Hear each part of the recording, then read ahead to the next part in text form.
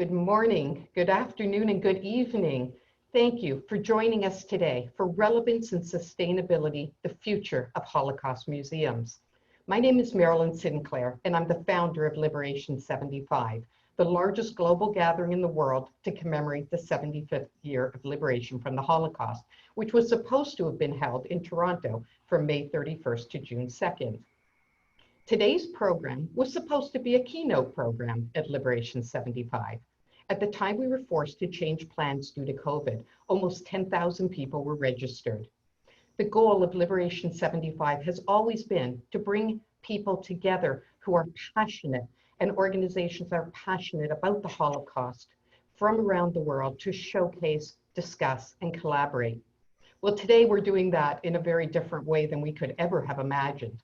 But I'm pleased to say today that we're joined by 1,000 attendees from 30 countries around the world, including the United States, Canada, Israel, France, Australia, and even Uruguay, India, Japan, Macau, Iraq, and Uzbekistan. I want to thank my partners for helping us to put this all together, Zev Lanton and Linda Kislowitz, from the Museum of Eternal Faith and Resilience, which you'll hear more about in just a few minutes. And I'm so grateful to our moderator, Paul Salmons, our keynote speaker, Dr. Michael Berenbaum, and our esteemed panelists, who you'll meet in just a moment. Before I introduce our moderator, I would like to remind you to sign up for our other virtual programs at liberation75.org and check out some of our past programs as well. Also, just a few housekeeping things. Please post your questions to the Q&A. There will be no active chat on this webinar. Also, since our panelists will remain on the screen throughout the event, if you do not want to see them while you focus on the main speaker, please hover over the 3 dots on their panel, and you can choose not to view the panelists. So now on to Paul. So Paul Salmons is an independent curator, an education consultant specializing in difficult histories. His work includes Auschwitz, not long ago, not far away, a major traveling exhibition produced by the Spanish company Musealia, which presents some 700 original artifacts to new audiences in Europe and North America. He is also chief curator of the new exhibition, Seeing Auschwitz, produced for UNESCO and the United Nations. Paul worked for 10 years at the Imperial War Museum in London, helping to create the UK's national exhibition on the Holocaust and developing its distinctive educational approach. He was a founding director of the Centre for Holocaust Education at University College London, served on the UK delegation to the International Holocaust Remembrance Alliance for some 20 years, and has consulted on numerous international projects, including currently for the United States Holocaust Memorial Museum as their first Leslie and Susan Gonda Foundation Fellow. We are so great to have him as our moderator today, and I'll now hand it over to you, Paul. Thank you so much, Marilyn. Thank you for inviting me to chair this and moderate this esteemed panel. It's a real delight to be here. This program is aimed at exposing and sharing the challenges and opportunities facing Holocaust museums in the present and in the future. I want to thank Marilyn and Liberation 75 for making this vital conversation possible in this forum. And we are extremely fortunate to be joined by world-leading experts who will share their experience, their practice, and their challenges with us. Dr. Michael Berenbaum, who will give our 10-minute keynote address in a short while, and our distinguished panelists. Piotr Cywinski is the director of the Auschwitz-Birkenau State Museum. Herscovitch of the Montreal Holocaust Museum. Zev Lanton from the Museum of Eternal Faith and Resilience in Tel Aviv. Dr. Edna Frieberg, United States Holocaust Memorial Museum. Tali of the Johannesburg Holocaust and Genocide Center, and Dr. Eyal Kaminka from Yad Vashem in Jerusalem. Thank you all for joining us. We're looking forward very much to hearing your thoughts. After Michael's keynote, I invite each panelist to speak for 5 minutes, and then to engage in a dialogue with each other, and also to answer questions from you, our participants from around the world. At certain points, we would love to know more about who you are and also how you're responding. And so you will see some polls appear, and I'll ask Melanie if you wouldn't mind just bringing one of those up, the first one for us now, so we can get used to this. And I'll ask you to take a moment, please, to answer this multiple choice poll. This gives us a chance to know a little bit about who's in the room, if you like, and the expertise we have amongst our participants. Just take a moment or so to answer that and to submit your answer, and you'll see every now and again I'll ask for another one of these polls, and we will do this intermittently throughout our 90-minute session. The program is scheduled for 90 minutes. It's being done, as you can see, of course, in this webinar format. So just a few bits of information about the etiquette that we're following here. Only the speakers will be able to speak and will be seen on the screen. It's up to you, of course, how you want to toggle your view, whether you want to have a full gallery of panelists and speakers, or whether you want to just highlight the speaker view on that. I'm sure you've all done these Zoom meetings before. We're only too accustomed to them, unfortunately, in this present world. So that's up to you, of course, how you want to do that. We can see we have the results of our first poll. You can see a spread of interests and expertise.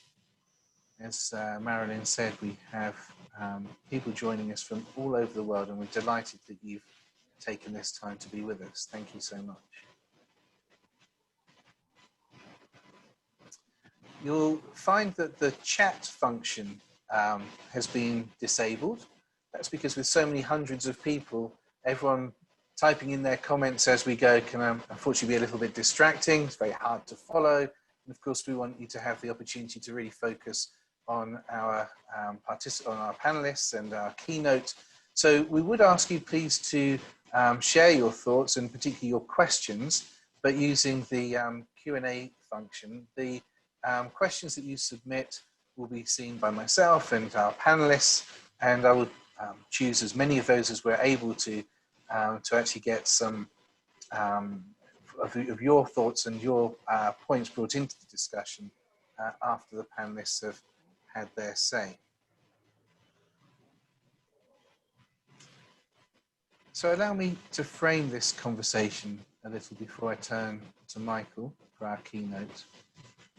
I want to suggest that the history of genocide has, to some degree, been a story of forgetting. Human societies have always told the stories that they want to tell about themselves, and the stories of the atrocities we commit are too often suppressed. And so I would suggest it's remarkable the degree to which the Holocaust has entered popular consciousness, discourse, culture, and imagination, and also in the decades since the Holocaust, the degree to which that has stimulated the recognition of other genocides, which have also been studied and are rightly increasingly being commemorated and discussed. Today, many millions visit authentic sites of the Holocaust, mark memorial days, attend museums and memorials, watch films and documentaries, read books, study in universities, and learn in classrooms across the world. It should not be taken for granted that in continents other than Europe, where the Holocaust, of course, took place, this has also become an important part of public memory and education. A report by UNESCO in 2014 indeed found that the Holocaust is taught in some 135 countries around the world. In the last 20 years, the International Holocaust Remembrance Alliance has grown from 3 member states to government-led delegations from more than 30 nations. New national museums and memorials are planned even today to open in the next few years in the Netherlands, in the United Kingdom, Serbia, and Sweden, and regional museums and exhibitions continue to be developed in centres around the world. And yet, when we look around the world, how satisfied can we really be that Holocaust memory has helped to secure the liberal values, the tolerant and open societies that we have promised? we see the resurgence of far-right nationalism within many of our societies. The responses to refugee crises has, in my view at least, been shameful. We see rising xenophobia, increasing anti-Semitism. We see the electoral success of populist movements, increasingly autocratic governments, the emergence of what some proudly describe as illiberal democracy, and threats to the rule of law and liberal democratic values. This, it seems to me, is the context in which we take stock today and are so fortunate to have these colleagues, these expert colleagues from around the world, share their thoughts on the current situation and the future challenges and how they plan to respond within their institutions. With that framing, I'd now like to turn to my good friend and colleague, Michael Berenbaum, whom I worked very closely with on our exhibition Auschwitz not long ago, not far away, and invite Michael to open our conversation with his keynote address. A few words about Michael. Dr. Michael Berenbaum is a writer and a lecturer, a teacher, and consults in the conceptual development of museums and the development of historical films. He's world-renowned. He's been the director of the Ziggy Zierling Institute at the American Jewish University, where he's also a professor of Jewish studies. Among many roles, Michael was the executive editor of the second edition of the Encyclopedia Judaica. He's president and CEO of the Survivors of the Shoah Visual Foundation, and project director of the United States Holocaust Memorial Museum, to name but a few. He's also the author of many books, scholarly articles, and journalistic pieces, and his films have won numerous awards. So thank you, Michael. Please, I invite you to open our event this afternoon, this evening, depending on where everyone is in the world. Thank you. Thank you very much, Paul, for an overly long and generous introduction. Let me begin by saying something that picks up precisely where you left off. The subject of this conversation is the relevance of Holocaust museums, relevance and sustainability.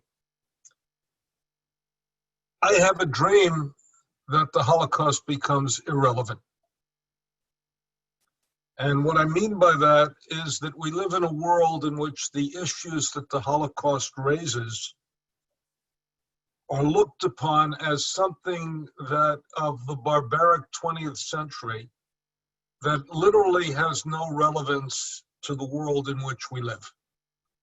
The problem that we face is something radically different, which is that the Holocaust has abiding relevance because it raises many of the critical issues that are central to the world in which we live. I'm going to present for a moment a little bit of a PowerPoint to get into it, but the most important thing is the ideal. When we were creating the United States Holocaust Memorial Museum, the ideal ending would have been, look how foolish 20th century humanity was. That world is not our world. That world does not touch our world. That world is not part of our world. And the sad thing is that that cannot be said. And even the slogan, never again, cannot be uttered with a straight face because we have seen genocide rear its ugly head again and again and again. And even anti-Semitism, which for a period of time was depressed by the events of the Holocaust, has reared its ugly head in a new series of formats. And even within Germany, which had defined itself as the anti-Nazi, the Nazis that had been driven underground are now morphing and coming out above ground. So sadly, tragically, the Holocaust has important and abiding relevance, and I wish it were not the case. Let me go for a moment now and share my screen and talk a little bit about what I think has to, I have to get it up, but talk a little bit about what museums do and what museums don't do. And consequently, I think you'll find this of interest to all of us. So I'm going to share it, and we will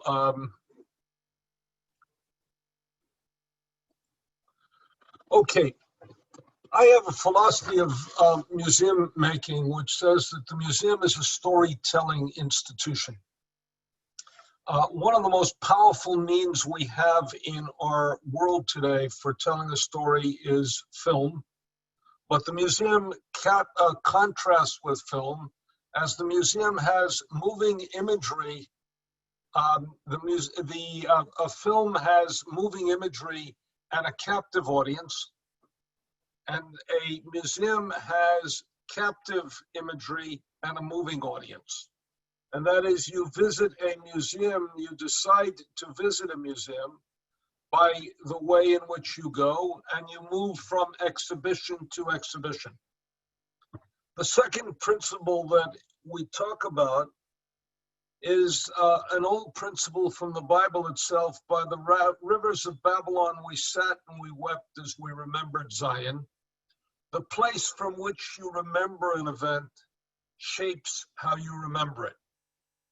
Now, place is not only physical place, but place is also a spiritual place in a very basic way, because in a real sense, we change the way in which we visit museums and see institutions. The exhibitions do not change, but the audience does change. A simple example. Everybody entering a Holocaust museum from here on in is going to be interested in the question, how did people live in hiding? Because we've all experienced 6 months in which our world has been diminished, in which we've seen many fewer people. We haven't seen as many things. We haven't been able to do as many things. People are going to be intrigued with the question of, how did you live in hiding? People are also sadly intrigued by the question of 1919 to 1933, which is, how is a democracy overturned and come into an authoritarian and then a totalitarian system? And what is it about polarization? What is it about the tearing apart of the social norms of society that allows totalitarianism to gain hold?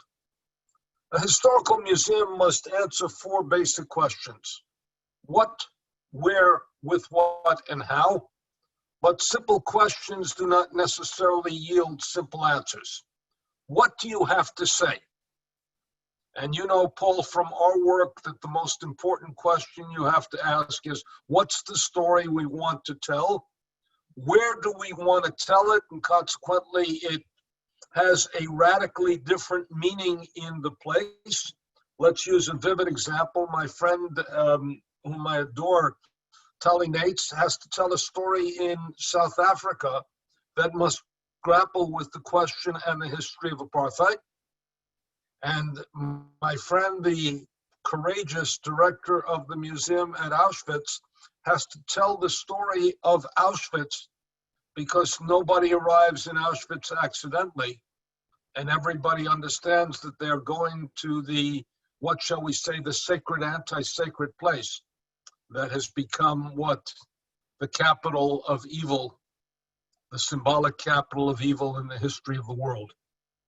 The question then, after you decide what, where, then the question is with what, and what are the tools that we have? We have artifacts, we have film, we have text, we have visual imagery, we have survivor testimony, we have historical films, we have the creation of sites and imagery, we have artistic creativity, and the question of how then becomes a question of design, which becomes pivotal.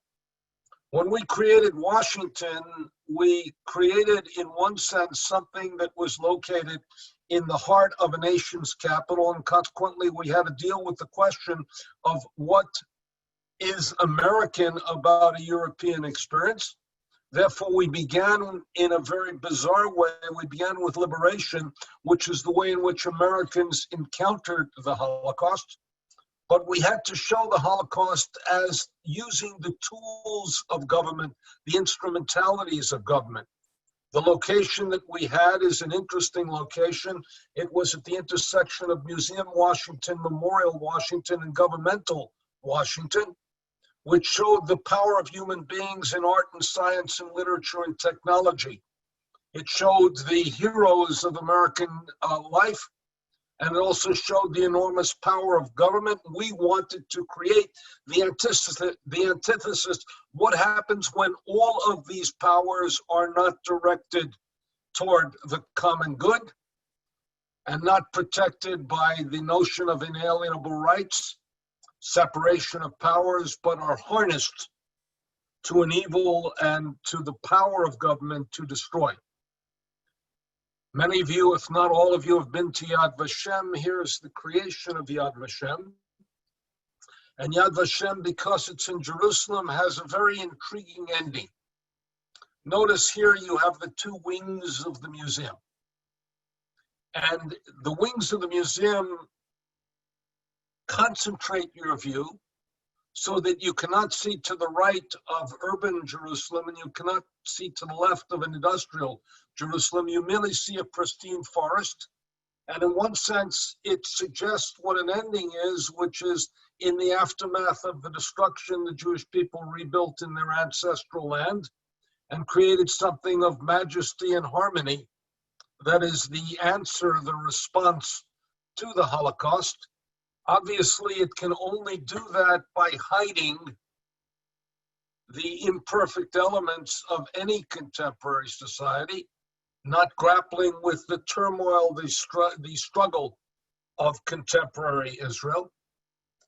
We know that when you go to Auschwitz, the obligation of my friend Piotr is to tell the story of Auschwitz and tell the story of what happened here. He has a site to preserve, which has a majesty and a power all its own. No obligation to tell the story, the entire story of the Holocaust, but a deep and profound obligation to tell the story of the crime that happened at that place, and also a deep obligation, which they've now increasingly learned to fulfill, of not only telling the story of the crime, but also telling the story of the victims who came to that site, for whom this was the end. And any of you who have been to the sauna understand that what makes the sauna very different is you see the images, the pictures that people brought with them, and the people who were there. New York's Museum of Jewish Heritage, where Paul and I have worked on the Auschwitz exhibition, is located within sight of the Statue of Liberty and within sight of Ellis Island. Therefore, it has to tell the story of immigration, because it has to tell the story of when America was not willing to accept the poor, the tired, the bereft, those yearning to be free, when the gates were closed, when immigration ended. And it's a story now that has to go in contrast to the values of contemporary society, which is trying to keep contemporary government, which is trying to keep out the immigrant and not allowing it to happen. Here is the Berlin Museum, the Berlin Memorial, which ironically one could give a PhD on that, because what is it saying? In essence, it's saying, as they were creating it, you had almost the Goldilocks story. Some said it was too big, some said it was too small, some said it was too powerful, some said it was not powerful enough. Some said it was too depressing, some said it was too exalting. And here is an abstract environment created by Peter Eisenman. And the only thing that makes the memorial really work is the educational center that is underneath, which inch for inch and pound for pound and space for space is one of the most powerful exhibitions on the Holocaust, which tells you what you memorialize. And if you don't know what you memorialize, a memorial cannot work. And again, this was an obligation of the German government to build this, because they wanted to create Berlin as the capital of Germany, of a reunited Germany. And it had to grapple with what happened when it was the capital of Germany. not a reunited Germany, but Nazi Germany, defining itself at the antithesis. What is the time at which we remember an event? All of us understand we're living in a transitional time. We are the last to live in the presence of survivors. We are living at a distance from the Holocaust, and one of the ironies and the powers of the Holocaust is that it has grown in import and influence year by year since the event took place. One could say that it was more powerful in the 50s than it was in the 40s, in the 60s than it was in the 50s, in the 70s than it was in the 60s, and it has become a mainstream of world culture. But we are at the important moment in the transition between lived memory, which is the survivor's memory, and historical memory, which is given to all of us. And for many museums, the question is, what is going to take the place of the survivor who has been the living voice of the experience? Let me say two more things about this. I've always thought, I never understood a biblical story of Lot's wife. You know that Lot fled Sodom and Gomorrah with his two daughters. His wife turned around, turned into a pillar of salt. His daughters went on and thought they were the last two women on earth, their father the last man. They got him drunk, he got them pregnant. They gave birth to two great nations, and the Bible offers no condemnation, merely a description. If you look back too soon, you were paralyzed by grief. Survivors in the initial period of time had to get on with the struggle to survive, and only at a distance did they begin to look back. And in a real sense, only at a distance could we begin to look back. Elie Wiesel had a notion that left us paralyzed when we were creating the United States Holocaust Memorial Museum. He said, only those who were there will ever know, those who were there can never tell. We had to learn to accept the former, but to reject the latter. Meaning, there is something that survivors know that we cannot know. I will never know what it was like to live one day in Auschwitz, but I certainly can listen to the testimony of those who were there who can tell me, and I can empathetically go back to that world and understand what it was like to be there, though I will not know some of what they know. And in a very real respect, they will not know some of what. Go now to, again, space. Skokie, Illinois, which is one of the museums we developed, had to deal with the story of what happened in Skokie when a community of 25,000 Jews, including 7,000 survivors, was chosen as the site for the neo-Nazi march. And this led rise to the survivors saying Skokie is invaded but not conquered, and gave rise to a very real sense of what was needed. And let me again say that you're trying in some museums to elongate the question of survivors' testimony.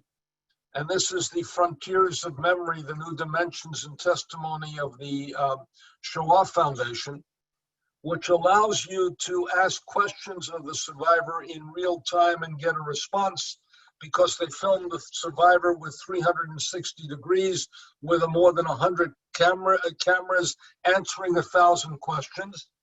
And one of the intriguing things is it only works if you already know the story of the survivor, and therefore you know how you're going, what questions to ask the survivor.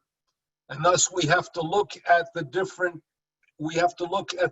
contexts in which this is done. And we still don't know, and I'm interested in having it educationally dealt with. We still don't know whether this avoids kitsch, or whether technology, and this is my rule of technology, technology is the midwife to experience. If you're oohing and eyeing about technology, you're using it wrong. But if you're marveling at what the technology allows you to experience it, experience, you're using it right. Let me conclude by saying, in a very real respect, that we are now being asked to do something else, and with this I'll conclude. Museums are being asked to deal not only with the Holocaust, but beyond the Holocaust, and to deal with other genocides as well, and also with the human rights issues. We had that challenge in Dallas, Texas, and we responded to it by creating a museum that dealt, first of all, with the Holocaust in almost 50% of its space, concluded with the double dimension of the Nuremberg trials, which was, and then the Convention on Genocide and the Universal Declaration of Human Rights, then went on to deal with genocide, but not to deal with genocide in the abstract. We used the notion of the 10 stages of genocide, Gregory Stanton's notion of the 10 stages of genocide, and we showed each of the stages of genocide, related them back to the Holocaust, and then made a transition to the United States by showing the dimension in which in the United States these questions had an abiding relevance. The important element of that is that we did not go, essentially, we did not diminish the Holocaust. We didn't move away from the Holocaust, but we began to react and respond and interact with the full implications of the Holocaust. We concluded with new lives, new homes, with human rights, with the question of the Nuremberg trials, and here is a trial by document visualized, as it were, by papers. We then began with the building blocks of the International Declaration of Human Rights, went to the stages of genocide. We even used an interesting device, which is a graphic novel to tell the story of the individual genocide, because we could not communicate that. And then we used abstract art of sculpture, each of which contained a map of the genocide, the stage of genocide. So this is symbolization in Cambodia, where if you had glasses, if you read a book, if you dressed in a certain way, you were victimized. Here is a map of Cambodia. These are the American bombers that came over Cambodia, and then the means of conversation, the means of communication. And in each one of these 10 sculptures, you go through a similar element, but outlining one of the stages of genocide. And finally, when we came to America, and this is part of the abiding relevance, we developed a 3-tier approach, which is to embrace ideals, the ideals of America that are not realized, to challenge the reality, and to participate in repair. And this is, to my mind, a very important 3-stage tier, which challenges the visitor, not only what are you going to do, what have you learned from this, but what are you going to do with what you learned? And for us, we believe this makes an important transition to the question of how do you move with the Holocaust, not from the Holocaust, to embrace other genocides and continue and to consider issues that are part of and implicated by the Holocaust, without moving away from it, but enhancing it and applying it to the world in which we live. Let's conclude there and go to my colleagues. Thank you so much, Michael, for that masterly overview, for setting our context and how our common challenges play out differently in particular local and national settings. In a moment, I'll turn to our panelists for an in-depth look at the challenges that they face in their own institutions. But just as we make that transition, Melanie, perhaps we could have that second online poll to know a little bit more about you, our participants.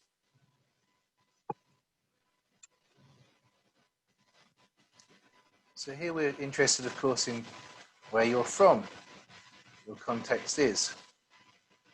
You just take a moment to complete that poll. And as you do so,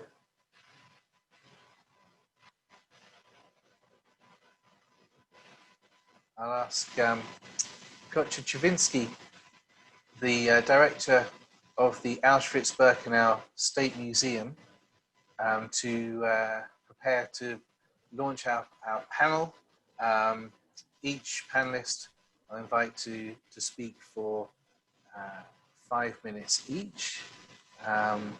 You all have such rich experiences, but I'll ask you please to keep as best as you can to time, so we also have time for discussion after and the participants' questions. There we have the poll results. You can see again that spread of people. Thank you so much for joining us from many continents and from, of course, many different countries there. Piotr Cywinski is, say, the director of the Auschwitz-Birkenau State Museum and the co-founder and chairman of the Auschwitz-Birkenau Foundation and the board of the Auschwitz-Birkenau Institute. He's very active in Polish-Jewish dialogue and in Christian-Jewish dialogue. He's an active speaker, author, and member of many other bodies dedicated to remembrance. Piotr, thank you so much for joining us, and please now over to you. Thank you, thank you. Good morning or good evening, depending on where you are, everybody. Yes, it will be wonderful to speak about challenges in terms only of education, but or of remembrance, of great ideas or development, but we are under COVID. And this is something that I think mark really our institutions. Museums are institutions, so they need gadgets, they need publics, they need to be opened, and really we are living in some very difficult times now. I would like to share some presentation with you. I hope I will arrive to do that. As a medievista historian, I'm not very familiar. Okay, I think it's okay. Yeah, so in Auschwitz Memorial, we've got some very good years of development until the COVID. We created many programs in education. We opened last year in the fall a completely new educational center with 6 or 7 classrooms and one big conference hall that you see on this picture. 7 classrooms that are completely or nearly completely empty since that because of the COVID pandemic, and the big conference hall that is even more empty because of the social distance. We started many different other constructions, for example, a completely new visitor center because we've got 2.3 million visitors last year. So our facilities were completely from another time. We developed also programs. We started really some very important vision for the 21st century. And among some important ideas, we started a reflection since 2 years or 3 years for a new education about the Holocaust, about the genocides, about all those tragedies, but starting with a discussion on the lack of reaction in the world. We are not at the time of Cambodia, and we are not at the time of Rwanda. We've got the Rohingya 2 or 3 years ago, with a complete silence of the world. We've got the Uyghurs in China. We have all the growing anti-Semitism, xenophobia, or some new COVID violences in our cities now. What was during the Rohingya times? It was the fall of 2017. This was the most brutal expression of a special amendment by the United Nations General Assembly, exactly at the time when the genocide was operating in Myanmar. So the United Nations was expressing a grave concern at the recent reports of serious human rights violations of abuse and abuses in Myanmar. At the same time, already 50,000 people were killed, and more than half million was running to Bangladesh. For me, it's a today's avion. It's the United Nations served to that there's completely no sense. So we wanted to create a reflection about new strong links between the past and the today's world choices, the today choice of each of us, because it's unnormal if 2 million of people are going through Auschwitz every year, and after we don't hear their voices when something happens in the world. It's not a theoretical problem. It's, for me, it's not a philosophical problem. It's a really professional problem. We really wanted to develop a visit is not only a moment of tears. A visit must wake up a sort of moral anxiety about the today's world and the future. And this is something that I think do not happen enough in our programs. In the 90s, when the first important programs of education of the Holocaust were created in different countries in the world, it was based on the lessons of history. It was normal because we are all afraid about the deniers. Yeah, but it's certainly not enough. We cannot continue in that way that was starting in the 90s, only changing the titles of conferences or programs. We have to really think how to add the knowledge coming from the past in some other part of the education, maybe more linked to the today's people choices.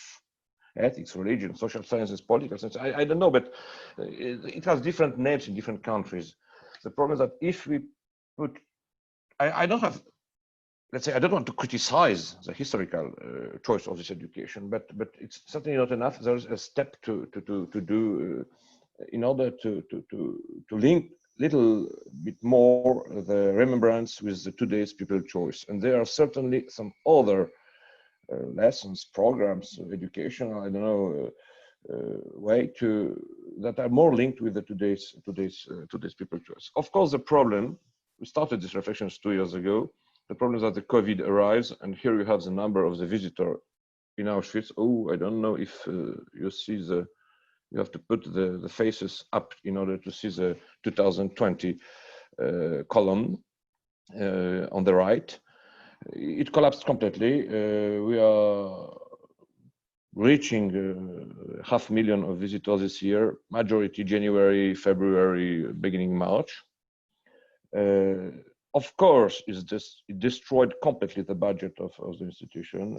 It provoked an annihilation of many projects, investments, programs. The team until now is saved, and we did a choice to protect the team and not the investments of the projects. But how long it will be, I really don't know. Of course, during that time, we see a growing role of the internet. It's certainly not easy because our work was, let's say, based on the experience of the authenticity of the camp. This was the main tool that we have in our hand in Auschwitz. So going to the social media or to the internet, or to the virtual reality, it's something completely different for us. Those are our followers on the 3 biggest social media where we are present. It gives us some possibility to dialogue with the world, but it's certainly more difficult to create some concrete programs. It's something different. If you want to have an educational program, and if you want just to reach some people with some idea.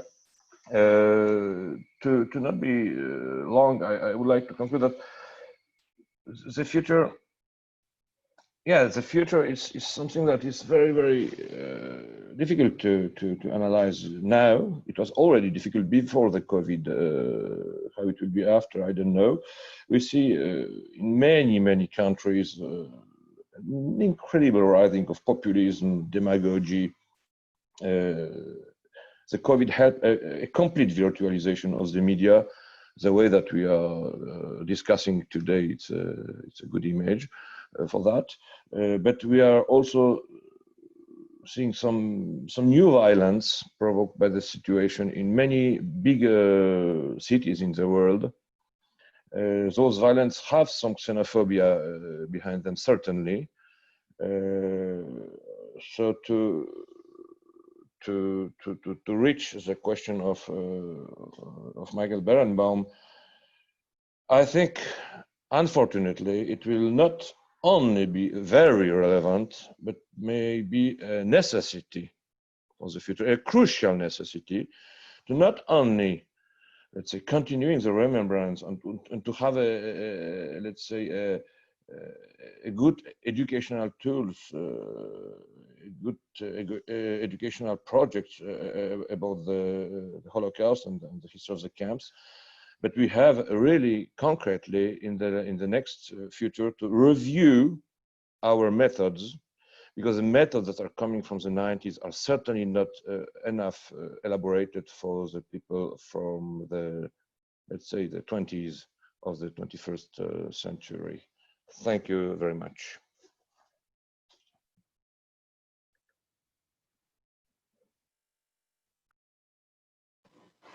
Thank you so much, Piotr, for opening our panel with that very powerful look at the context of the Auschwitz-Birkenau State Museum. I'm going to go down the line of the panelists, invite each to speak, and then we'll open up for questions after. We are a little pushed for time. We'd like to have plenty of time for the discussion of the questions that are coming in. If we are short of time at the end, we will endeavour to answer these questions also in writing if we are cut short a little at the end. But thank you, panelists, for keeping to 5 minutes each. Alice Herscovitch is a consultant on donor and government relations at the Montreal Holocaust Museum. She retired as the museum's executive director in 2019 after 11 years, during which time the museum grew in terms of audience, programming and funding. And Alice is currently working with the museum on its major expansion and relocation to the downtown core. Alice sits on many boards and committees and has devoted over 30 years of her career to pursuing issues of social justice and social change. Alice, we're looking forward to hearing your remarks. Hello, everyone. I'm very pleased to see you all. See you virtually, of course, but glad that you're with us to discuss the importance of this topic. I'll try not to repeat much of what has been said, which is very relevant, of course, to the subject matter. I want to focus on the particular case of the Montreal Holocaust Museum and then end, I hope, with some general questions and conclusions for Holocaust museums. Our museum was founded in 1979, one of the first historical Holocaust museums in North America, perhaps in the world. And the reason for that is that survivors, when they came to Canada, settled in Montreal. When Canada finally opened its borders, this became their home. We are currently in a space which is far from meeting our needs. We have an exhibit, a permanent exhibit of 5,000 square feet. As you can imagine, that's quite tiny. We have over 22,000 visitors a year.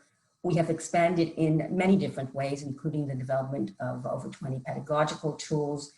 We have created really a collection, the collection in Canada, which has 13,500 artifacts and objects, almost all digitized and cataloged. We have promoted Holocaust teacher training and looked at issues related to human rights in that training, both in Montreal and across the country. We have done that both online and in person. And so we've really grown our audiences over the years, and the dilemma that we have is probably a good one, in the sense that we've grown and we've outgrown our space. And we've outgrown perhaps our space in more ways than one, in the sense that we are at the right now in the Jewish Federation's building, and we believe that the Holocaust is a subject which needs to be front and center in a city, because of its relevance today and because it speaks to so many of the challenges and issues that we see in our society. What that's meant is that we've done studies and certainly surveys to determine whether or not it makes sense to expand and move downtown, and have been positively impressed that there really is a need and a desire for us to be in the center of the city, both by our visitors and by government. Our visitors are very diverse. They are not certainly far from a majority Jewish community right now. Our dream, therefore, is to make that move. And we were poised to take an important step, really, in March, just before COVID hit. In fact, we had found what we considered to be an ideal location where we could truly grow, have temporary exhibit space, have educational facilities, really accommodate our visitors in a respectful manner, and grow our programming, continue to be able to grow our programming. Interestingly enough, of course, COVID came, and we had to move a little differently in our thinking. And what that's meant, really, with the forced close down of museums as well as many other spaces, public spaces, is that we used the growth that we had developed over the last 10 to 15 years to really be present online, to really reach new audiences, to continue to do that growth in a not in a different way, because we were very present online, but perhaps with more impact. And so during this little short period, and I'm just going to share my screen for a moment with you, if I can, which somehow does not seem to be possible. Yes, okay, it is. Sorry. And so just quickly, we created 2 new online exhibits. We already had 3 online exhibits at Montreal Holocaust Museum. We created 2 new ones in this short period of time. One which we had planned for, in fact, the 75th anniversary of the end of the Holocaust, called Witnesses to History, Keepers of Memory, which in a sense pays homage to the survivor speakers who are still with us. And it's a beautiful virtual exhibit, and I encourage you to visit it. Another, in partnership with museums in Marseille and in Rouen, as well as the Montreal Museum of Fine Arts, which is called Ports of Exile, Home Harbors, which tells a particular story of the Holocaust under Vichy regime and the coming to Canada of some more fortunate people who were able to survive. Our educational presence is very strong. We've adapted our tools to almost all the provinces of Canada, as you can see. We did that in partnership, of course, with organizations across the country, both teachers associations and Holocaust education centers and archives. And although much was available online, we developed a whole virtual school program presence, which is in addition to the 20 tools I mentioned earlier, which are mainly historical tools and which make respectful links to contemporary issues of genocide and some human rights. And so there's now a virtual guided tour, a virtual testimony with a Holocaust survivor, a virtual educational workshop. And we believe that these tools will continue to grow our audiences, even in this very challenging period. In fact, the visitorship to our educational pages of our website in the first 3 months of COVID were 60% of last year's visitorship to our educational pages. So we know that people are watching and they're listening and they are finding our work relevant. What seems to us important as well in this particular period is that, surprisingly, perhaps to some, Holocaust survivor testimony has become even more important for our publics. And that in addition to the online testimony that we can provide and the fact that we've digitized and cataloged our 850 survivor testimonies in Montreal, but also much of the collections across Canada with the collaboration of partners, of course. In this period of confinement, as mentioned by Michael, people are particularly interested in stories about human resilience. They want to be inspired. They wish to hear those stories, not because they're hearing them necessarily from heroes, but because they are human stories and they speak to the ability of the human spirit to rebuild after difficulty and tragedy. And so we've worked on with the survivors who are still speaking. There are 19 of them at the Montreal Holocaust Museum, to help structure their presentations so that they can better be seen online, and so that they can fit in a framework of a 60-minute classroom, for example. So if we see that 80 to 99-year-olds are able to adapt to new situations, I think it speaks to us as museum professionals and organizations to say that we certainly can and that we must, that we don't have a choice at this time. We are definitely a museum which believes in the future of Holocaust museums. We are going ahead with our expansion and relocation plans. I have a real estate committee a little later this afternoon. This pandemic has created many challenges. It's also created some opportunities.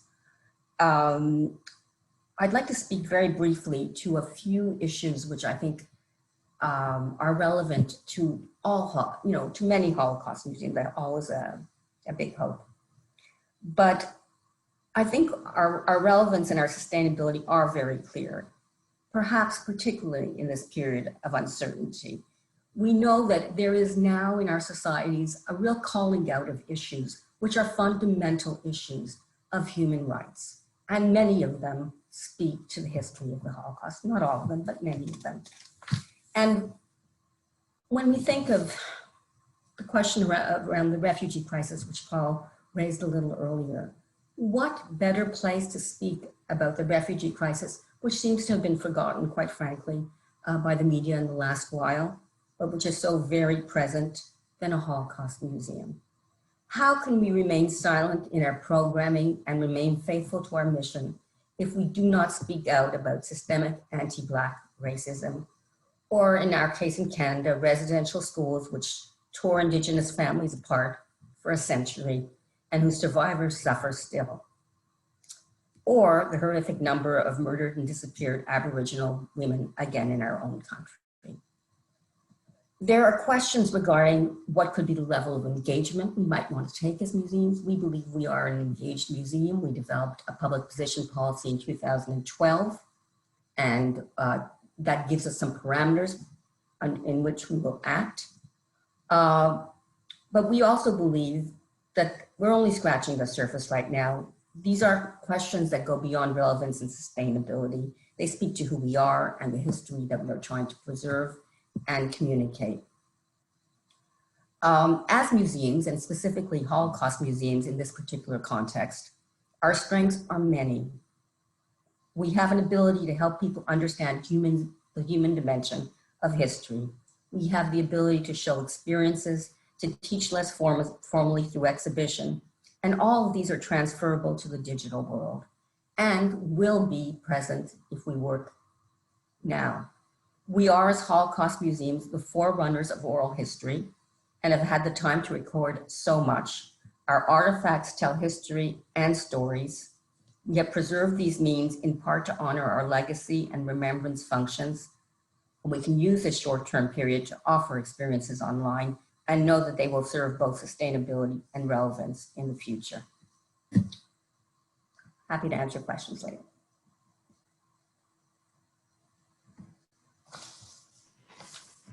Thank you, Alice, for that intervention, and we'll move on to our next panelist, Zev Lanton, second-generation descendant, passionate about carrying forward the legacy of his parents. He's the Director of International Relations for the Museum of Eternal Faith and Resilience in Tel Aviv, Israel.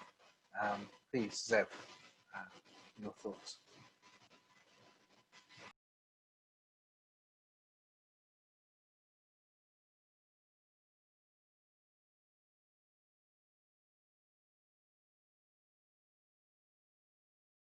Zev, you're on mute.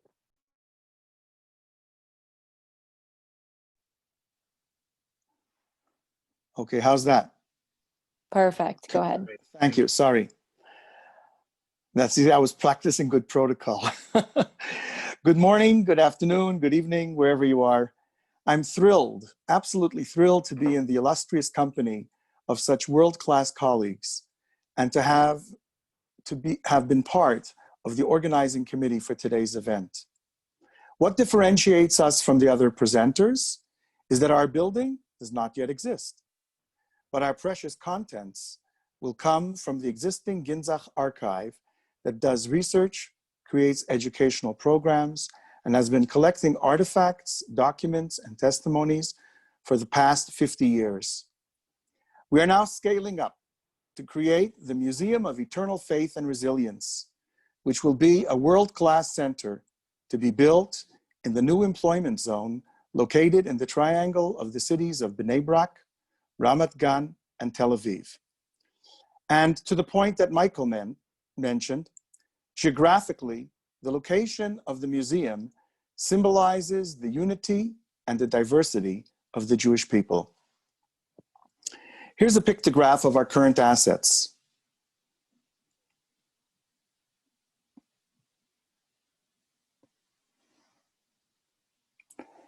And here's a pictograph of the current activities which we run out of a space that we have outgrown long, long, long ago.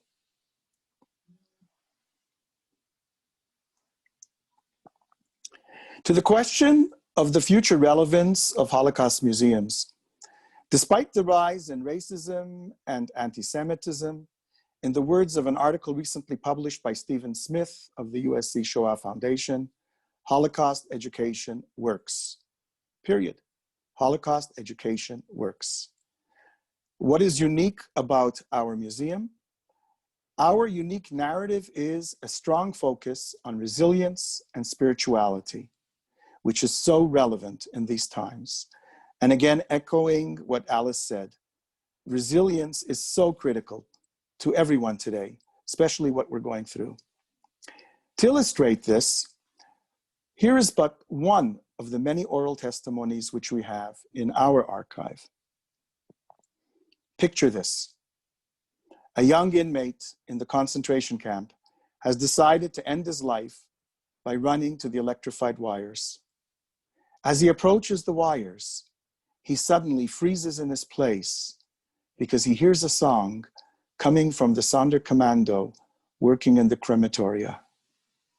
It is the night of Hanukkah, and they are singing Ma'os Tzur. When he hears this, he knows that if they can sing a song of faith under these horrific circumstances, he must find the courage to survive and tell the story. The Museum of Eternal Faith and Resilience will also share universal values which speak to the I generation, the iPhone, the iPad. It's all about I. Messages of relationships, family, leadership, spiritual resistance, and maintaining human dignity. We are facing some serious challenges, but we also see new opportunities before us. To the question of sustainability, obviously, COVID has impacted our ability to raise funds for bricks and mortar. Nevertheless, there are also opportunities. We have a treasure to share with the world. The opportunity as a startup is that we get to create from the ground up rather than retrofit. And we can learn from others while adopting their best practices. We want to create more online collaborations. Certainly, an event like today wouldn't have happened had it not been for COVID. And it's so powerful that we have 1,000 people from all over the globe.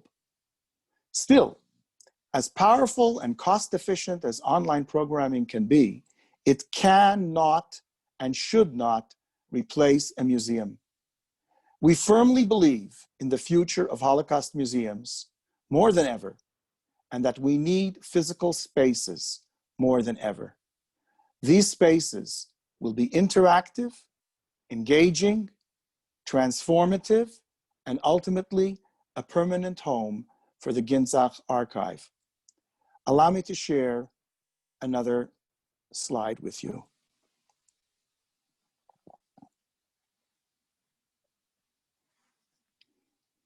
To conclude, I think much of what Michael said, we are adopting. The architecture of our building tells our story and sums up our vision and mission. The design of the building expresses the power and faith that strengthened the Jewish people throughout the generations. In English, we are the Museum of Eternal Faith and Resilience. In Hebrew, we are the Museum of Am HaNetzach, the eternal people. Look closely at the eternal flame that juts out of the building, foretelling the secret of our survival, which is to be found within our walls. Thank you for allowing me to share our dream with you. Thank you, Zev, for that wonderful preview of what promises to be an important contribution to our field. And from that future museum to one which is very well established, the United States Holocaust Memorial Museum, and Dr. Edna Frieberg, who is the Senior Program Curator at the USHMM, and also the host of the museum's popular Facebook Live programs. Edna also curated a special exhibit on the legacy of the Nuremberg trials. She regularly speaks and writes about connecting Holocaust history with current social, cultural, and political issues. And so, of course, is extremely well placed to speak about our field in its future challenges. Thank you so much, Edna. Thank you, Paul. And I'm also going to share my screen.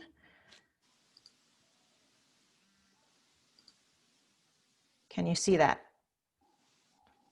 Okay.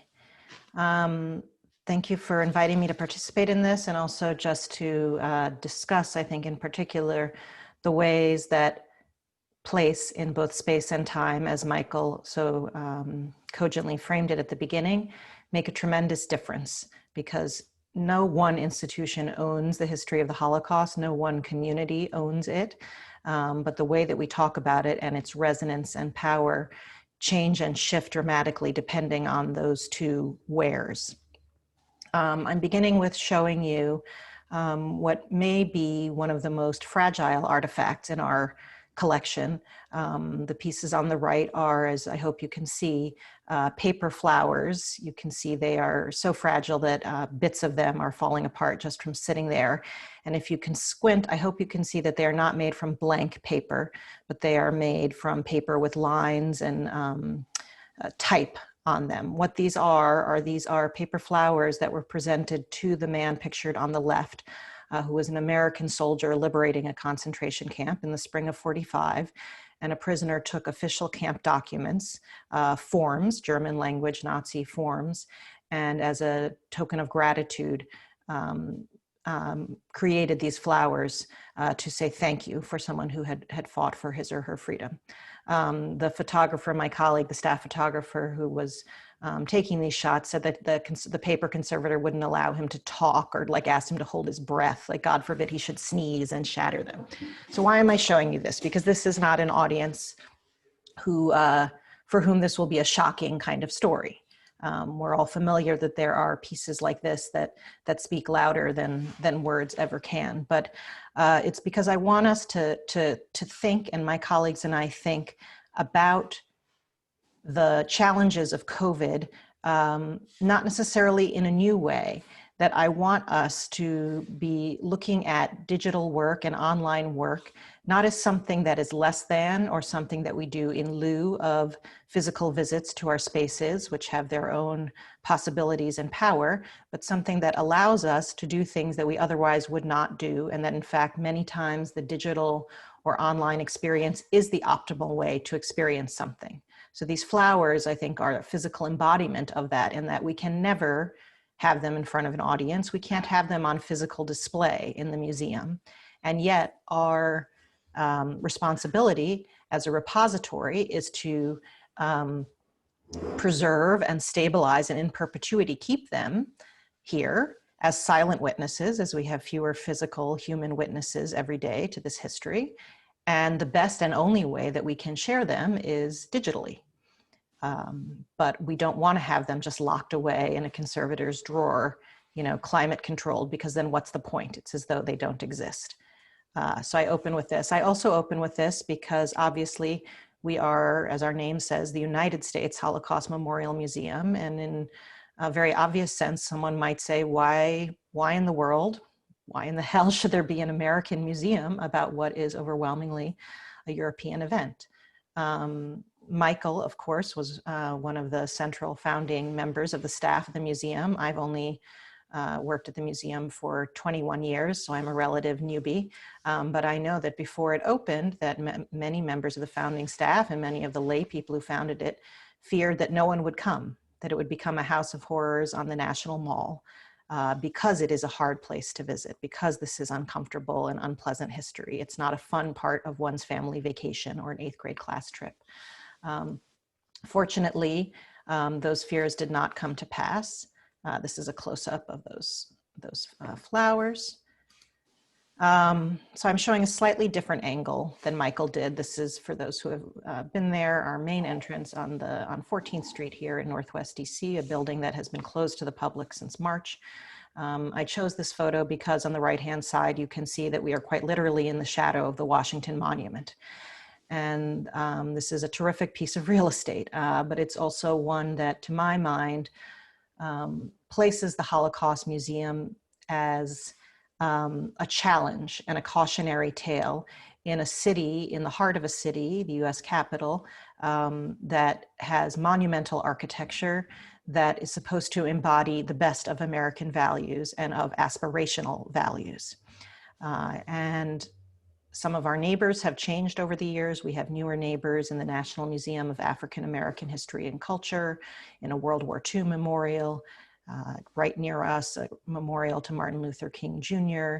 And what does it mean for us to exist in that space as a counterpoint, for us to understand that people who come in might have experienced that right before or that right after. And so very much in the way that Michael talked about the juxtaposition of Yad Vashem against a landscape of a sort of idyllic Jerusalem scene, we are here in this Washington.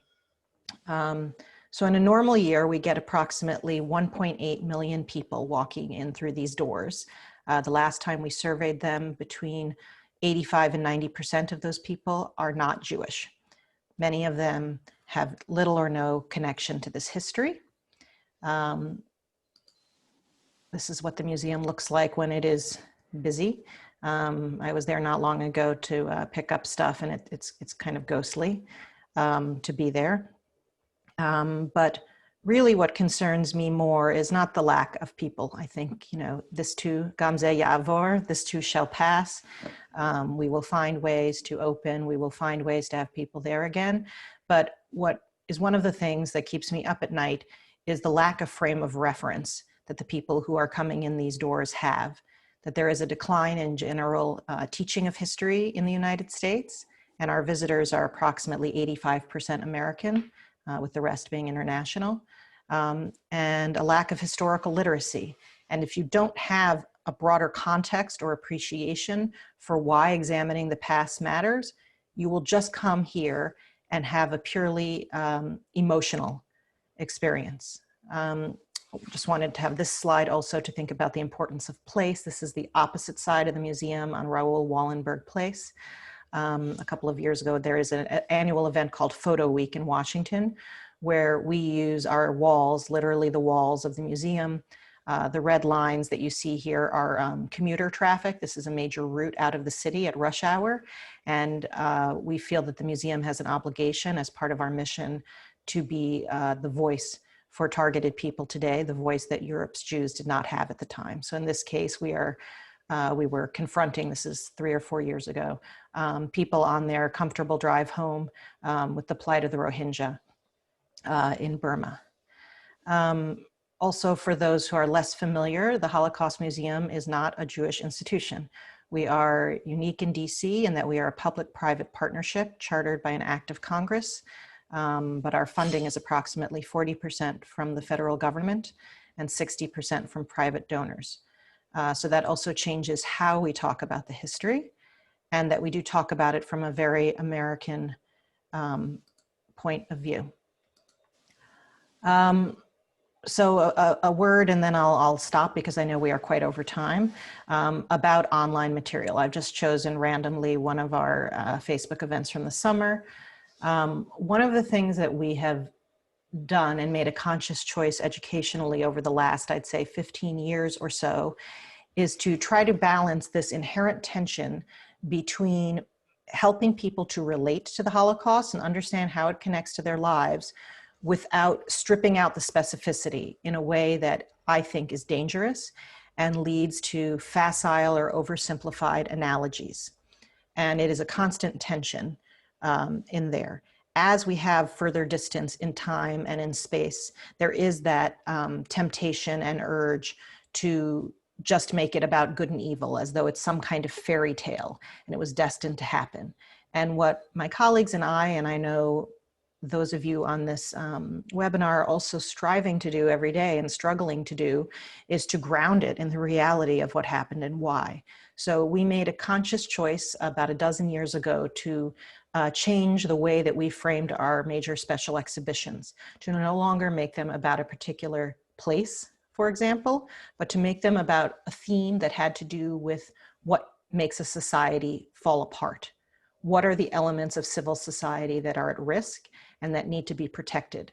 So along those lines, we had a special exhibition, and you can still see online versions of these, State of Deception, about the power of Nazi propaganda, in which we partnered with schools of journalism and with educators who deal in media literacy.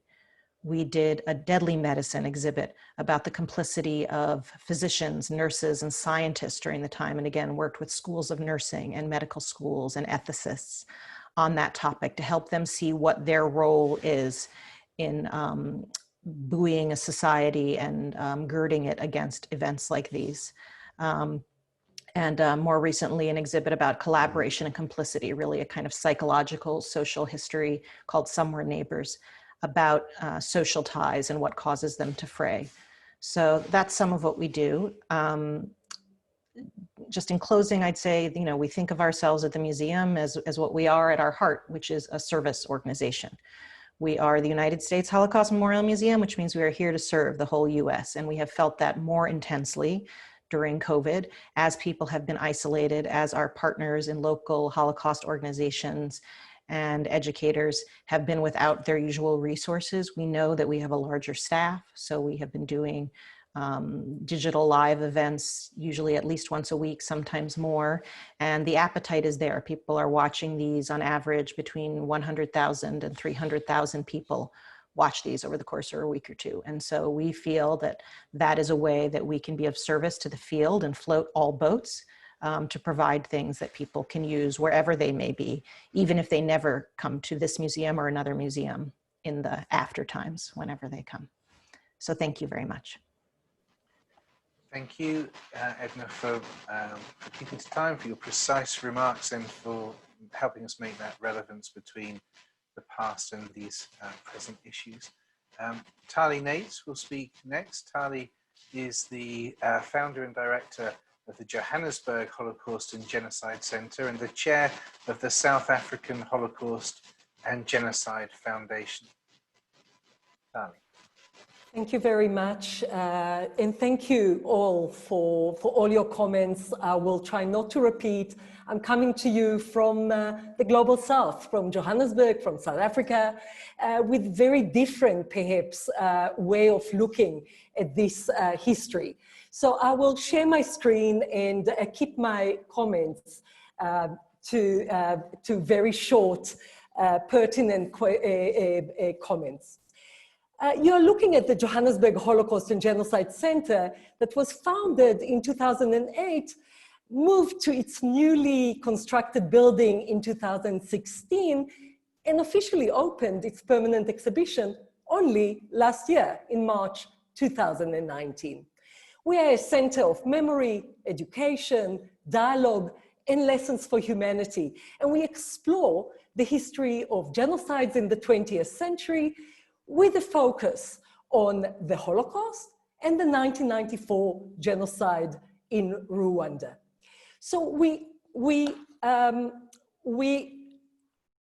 really try to make connections, and we make connections between genocide and contemporary human rights issues, such as racism and xenophobia, and urge visitors to be an active voice against hate speech, human rights violations, but in their own communities.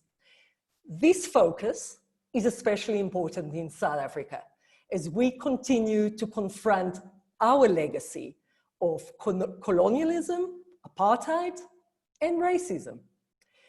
In 2007, our national curriculum included the study of Nazi Germany and the Holocaust as a compulsory subject for grade 9 learners.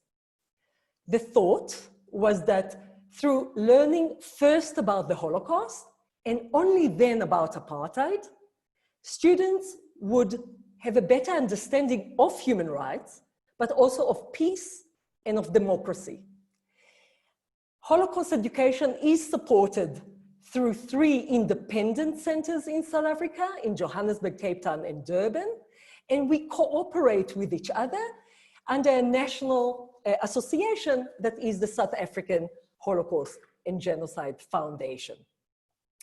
When COVID-19 lockdown started in South Africa in March, and it was very, very strict, we were quick to move to other forms of teaching and learning. Now, luckily for us, we were comfortable to do so, because from 2008, when we started, and we worked from temporary offices, and we always partnered. We always did things together, and we always found new and innovative ways to teach. So within the last 6 months, for example, we offered weekly webinars, online lessons, podcasts. WhatsApp voice notes were sent to more than 200 schools, because many South Africans do not have access to the internet or to data. Don't take that for granted. Now, we did many online commemorations. For example, of course, for Holocaust Remembrance Day, but something that maybe you are not familiar with, the 75th anniversary of the liberation of the Jewish detainees from Mauritius. This is the closest the Holocaust came to South Africa. We were also part of the Together We Remember 24-hour global vigil during Genocide Awareness Month, and we are part of that coalition. On the 1st of September, we cautiously reopened to the public, and we continue to implement a hybrid model with online engagement, side by side with in-center activities. And we are fortunate to be in very good climate, very, very good weather, and with lots of open spaces. So we have a safe space for engagement through our outdoors areas. Our exhibition assists the visitor to make connections to today's issues in South Africa. For example, to Afrophobia or xenophobia. Just last week, there was a xenophobic fueled march on the Embassy of Nigeria calling to put South Africans first. This is highlighting the plight of refugees, and it is essential for us to look at asylum seekers and refugees and make connections today in these challenging times to the past, but also to our reality today. During the strict lockdown, refugees did not even get support from the government, not even food parcels. So as a center where memory activism is adopted, we immediately began to support refugee organizations, and our Holocaust and Genocide Center became a food collection space because food security is a problem here. Now, since the history of apartheid is at times still very difficult to speak to and to deal with, and because of our past, South Africans tend to see all human right violations through the prism of white versus black.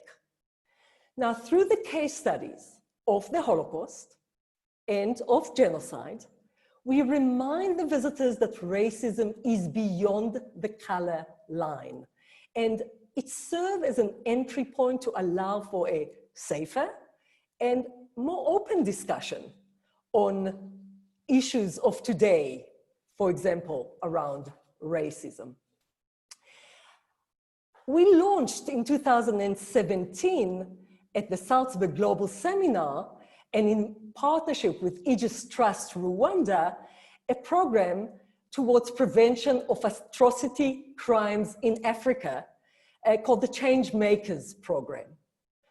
It is aimed at student youth leaders and educators and facilitators, and through teaching about the Holocaust and about genocide and developing local case studies, it strives to build resilience and resistance to violent extremism and to encourage participants to become upstanders and change makers in their own society.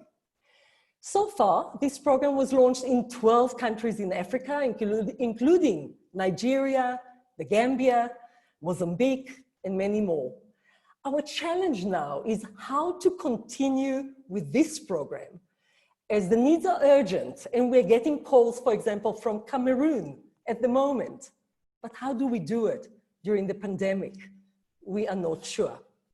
Finally, as we encourage ethical reflection and connections between past and present to build a better future, we strive to build an invested community of active citizens. The future will show if we succeeded in doing it also remotely. Thank you very much. Thank you so much, Tali.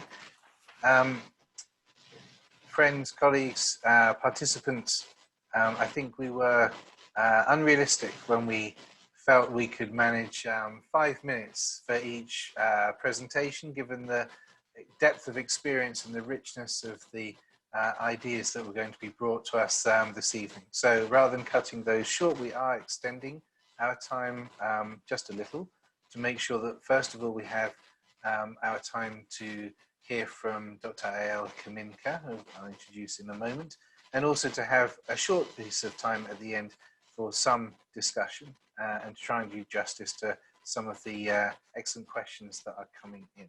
So Eyal is the director of the International School for Holocaust Studies and is the Lily Safra Chair of Holocaust Education at Yad Vashem.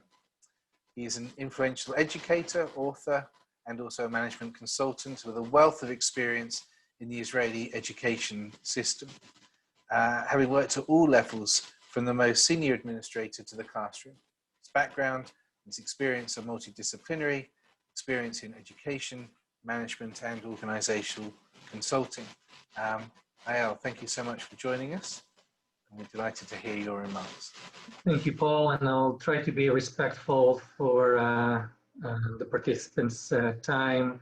And I also will try to be respectful for the subject matter, and I feel that it's almost borderline because,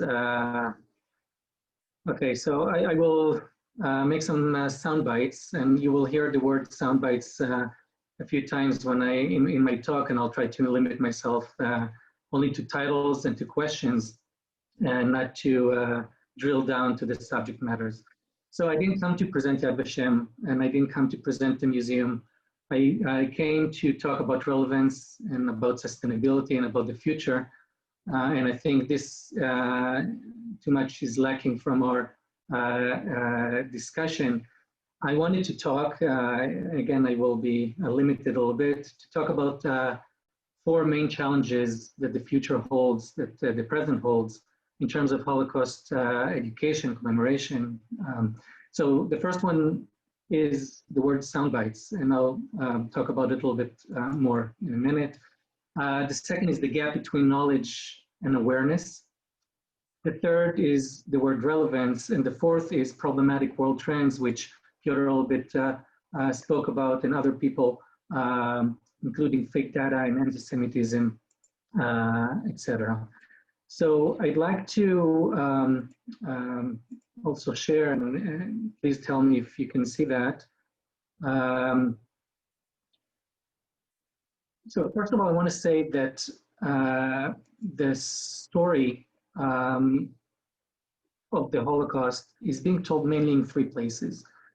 One is the popular culture, the social networks, education systems is the second, and ecosystems of governments. But I would like to suggest, and if we had time to argue and discuss, I would like to suggest that actually museums is the smaller part of where the story is being told. The story is being told in social networks, mainly in the popular culture, in the households. And again, I'm just phrasing it as a title. I'm not going to elaborate too much. But we see actually contradicting trends in the world. And again, at Yad Vashem, we're not focusing only locally in Israel, but we have the burden of responsibility of viewing the whole world and trying to make sense of the phenomenon and trying to answer and give answers to all countries, all cultures, and everything that we see. So we see, I said, contradicting trends between a greater awareness to the word Holocaust, to the word Shoah, to Auschwitz, of course. But at the same time, we see people that don't know, they don't have the information, they don't have the data, they have only, they're aware of the term, of the word, they're aware of that perhaps the Holocaust was very bad, but they don't know enough about the Holocaust in order to make sense. And this is a huge problem in education. I'll stop here. Second title, world trends. And I want to concentrate only on one, and that is fake news and misconceptions, preconceptions. This is a tremendous problem also in education. Museums ought to fight this. There are some museums that we need to make sure that the narratives in these museums don't create misconceptions or preconceptions about the Holocaust, but the fake and the fake data that is out there is just enormous. And I'll just give you, I don't know, I'll give you just a small example. If you can see the photos, and I'm sorry about the detailed photos that you see on screen, I'm asking viewers whether these are real or fake photos taken supposedly from a death camp, perhaps from Auschwitz, perhaps from somewhere else. And all these photos that you see here, they're actually part of a digital game. It's called Call of Duty World War II, and it's all taken from there, and they're all fake. So generally, again, the sources of information that people get mainly are not from museums, but from everything that is out there. So the challenge here is how to create, how to take a symbol like the Holocaust and transform it into a meaningful event that will have implications, that will have something meaningful, that will say something meaningful to me as a person on current situations. And you do this, and again, I'm just with sound bites, I'm saying that, but you do this through information, through knowledge, and through time that you need to invest. And this is one of the challenges that we have in the education systems, that teachers do not have time. A fourth challenge that we see is the gap between technology and schools. I don't want to elaborate on that too much, again, for the lack of time, but I do want to say just a few words about the COVID-19 2020 before and 2020 after. So definitely education systems are going to change. We know this. We see already physical changes, budget changes, changes in the learning process. By the way, some of them are not for the better, but some of them are for the worse. And again, I don't have time to elaborate, but this is a huge topic to discuss. Just as a reference, 1 point, if I remember, 5 or 6, even more. This is data from UNESCO, I think, from the UN. 1.5 billion kids stopped learning in 2020 for a few months. They just stopped. What do you do with that? So this is a global thing. We see budgets that are going to health and security, and less to museums, less to Holocaust education, less to education. And if you give budget to education, you do it to the physical aspects like computers to students, but not to the content. And in general, who has the bandwidth to learn about the Holocaust in an era where there is a pandemic going on? So I'd like to end with this sentence: the future is already here, but it's not evenly distributed. This is a true sentence, I think, in terms of education. And also, we can't do the same things over and over again, the same things that we did before. We have a huge challenge before us. And as I see it, all the museums, all the presenters that were here, and of course, Yad Vashem with the global view, it's our responsibility to give answers as the best as we can. So thank you very much for the time, and I try to be very, very quick. You were fantastic, Eyal. Thank you so much. Thank you to you and to all of our panelists for sharing your thoughts, your ideas, the challenges that you're facing. In a moment, I'm going to ask each of you to try and distill from what you've said yourselves, but also from what you've heard from the other panelists. Could you distill for us what you consider to be the single greatest challenge? It's an artificial question on one level, but I want you to try to come to one aspect of the future that maybe keeps you up at night thinking, how will you and your institution approach this issue? What do you think is the single most important issue we should be considering? You don't have to try and answer how you'll go about addressing that, but distill for us, please, the kernel of what you want to say. And as you're thinking about that, because I'm throwing it onto you, I'll ask Melanie, please, just to give us our next poll so people can contribute there while our panelists are giving some thought to that difficult question. How do you distill it into 1 or 2 sentences?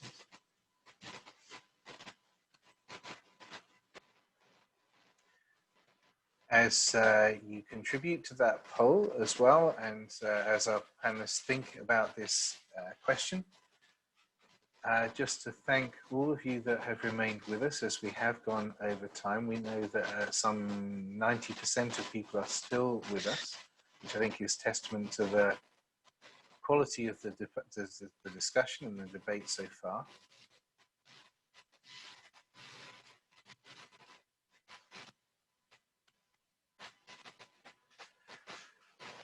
Just to mix up the order, we won't go in the same order as, so we have those who are optimistic, somewhat optimistic, okay, then the pessimism on the lower side, which of course is very reassuring. Interesting to know what those results would have been before the presentation. So, Zev, may I turn to you first, please? How would you distill what you consider to be really the most important challenge that faces us? Sorry, Paul, was that directed to me? Because I can't hear. Can you hear me now? Yeah. Yep. Okay, So can I you was hear me? asking, how would you distill from not only your own talk, but from the presentations of your panelists also, your colleagues, what do you consider to be perhaps the most important question for the future? You don't need to answer that question, but how would you distill the challenge? I think, especially given the statistics that Eyal brought out, which also I saw in the claims conference data that came out, the survey that Stephen Smith responded to, it's really, really scary when you think about the lack of knowledge. And that scares me. Okay, that keeps me up at night, that there is so much of a lack of knowledge, but a lack of knowledge is just ignorance. Okay, if you ask some people when the Vietnam War started, they might not be able to tell you either. Sure. So thank you, sir. So the lack of knowledge is a key concern. It's interesting. I would suggest that there is certainly a lack of substantive knowledge, but not really a lack of people's opinions on what this all means, right? So, which is also a concern if you're basing those meanings on that lack of knowledge or understanding. So thank you so much for that. Tali, would you like to tell us your most pressing concern? Sure. I think that we need to be more like Raphael Lemkin. He saw Armenia, he saw pogroms, and he invented a word and he created the law. And I think we need to stay relevant. We need to look, as Piotr said, at disasters now and atrocities now and act. And we, as Holocaust and Genocide centers and museums, need to lead in this. Thank you, Tali. Michael. I think the most important issue facing us as museums, and let's distinguish between as museums and as society, most important issue facing us as museums is how to move with the Holocaust, beyond the Holocaust, while still doing justice to the Holocaust and not minimizing, trivializing, vulgarizing, or exploiting its legacy. Thank you. That's that issue of moving beyond the Holocaust, with the Holocaust. There was a question I just asked you to think about, all of you as well, from one of the participants about do Holocaust museums need to become genocide museums in order to survive? Or I guess that's just more of an issue around. Let me respond. Let me respond to that, Paul. Because I'll come back to you, Michael. But I know Piotr also needs to leave fairly soon, so I'm going to throw that first question to Piotr. But I will absolutely come back to you, Michael. Distilling the major challenges, Piotr. No, there was many different ideas that was said here today, and thank you to all of you. For me, in the last 10 years, 0.2% of the world population was coming to visit Auschwitz. My biggest challenge is how to reach the 99.8 others. Thank you. I have to leave, so thank you very much for this. Thank you so much for your contributions. Appreciate it. Eyal, would you like to go next? Thank you. Sure. I think what keeps me at night is the other layers in the world that affect the people. The education layer is one, and I think everybody here is doing a good job. We can do a better job, but it's not enough. When you see in Europe, in other places, education about the Holocaust and still rising anti-Semitism, rising xenophobia, rising racism, and fundamentalists getting more and more power based on fake data and et cetera, that keeps me at night because there are so many layers that affect us, and I'm afraid I'm a little bit more pessimistic.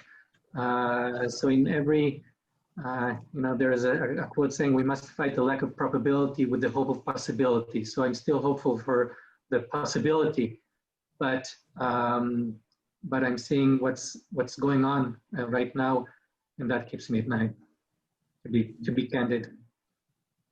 Thank you, Eyal. Alice, would you like to tell us your key issue? 20% of millennials. Hello, sorry.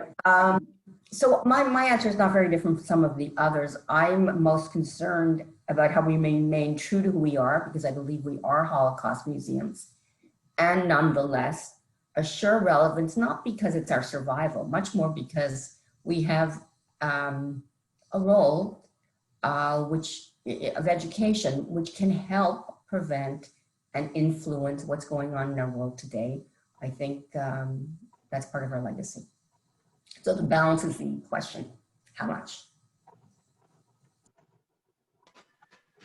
Thank you. We really are pressed for time, of course. I know this conversation could and of course should go on. We should be able to spend a little more time, I think, exploring the issues that have been raised. And just from some of the backroom conversations that are going on, to share this with the participants, we are very keen that we do continue this conversation. We would like to invite our panelists to return at a date soon to be announced, and to invite all of you that were so kind to join us and to also contribute your questions to come back for a shorter session.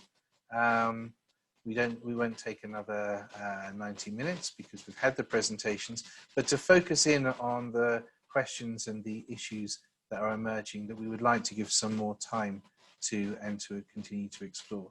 So it just remains for me to again thank Liberation 75 and everyone there and the organizing committee for arranging this event, for inviting us to contribute, and to all of our panelists and to Michael Berenbaum, our keynote, and of course to all of you that have given up your time today to join us for this most important issue facing us in the field of Holocaust museums and Holocaust education. Thank you so much.